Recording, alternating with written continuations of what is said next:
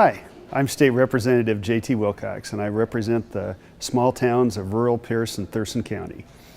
Well, today was the first day of floor action for the Washington State House, and since I'm floor leader, this was a day that kept me pretty busy. We're beginning to run bills now, and some of the bills that are coming through a committee of mine, appropriations, I think are important to a number of the people in my district. These are bills that deal with the state pension system.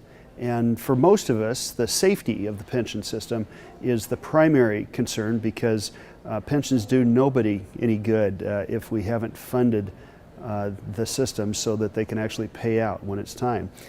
I also feel that as the employers of the state employees, we have a duty to be as fair as is possible to be. And the bills that we saw this week and last week actually have to do with people that through no fault of their own were hurt by some technical provisions of legislation in the past. And so I have no problem voting yes on bills that create a pension system that is both safe and more fair for state employees. One of the things that I care a lot about is the fairness of the tax system.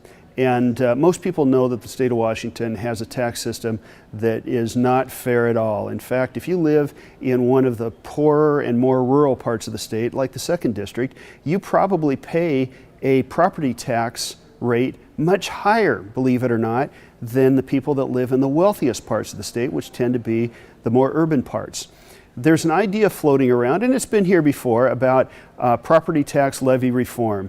And I'm going to support that strongly, and I think we've got a chance of accomplishing that this session. What it really means is that we would have a consistent property tax rate clear across the state, which might mean that if you live in the city, your tax rate goes up a little bit, and it definitely means that if you live in a rural and poor part of the state, your tax rate would go down. And I would say that this is the reform that we should support first as a way of making our tax system more fair. Ever since I came to Olympia 4 years ago, my major priority has been, how do we help rebuild the rural economy? I think that we've got great potential here. However, the majority in the House of Representatives has generally represented the wealthier parts of the state in central Puget Sound. So our job is really to push back, and one of the things that I'm really excited about is that we've added some colleagues over the last few years that care about the same thing. And one that I'm working closely with is State Representative Dan Griffey. Dan represents the 35th District, which is part of Thurston County and also Mason County and a little part of Kitsap County. And Dan right now is working on correcting the absurd situation that we have right now, where hydroelectric power is not considered to be green.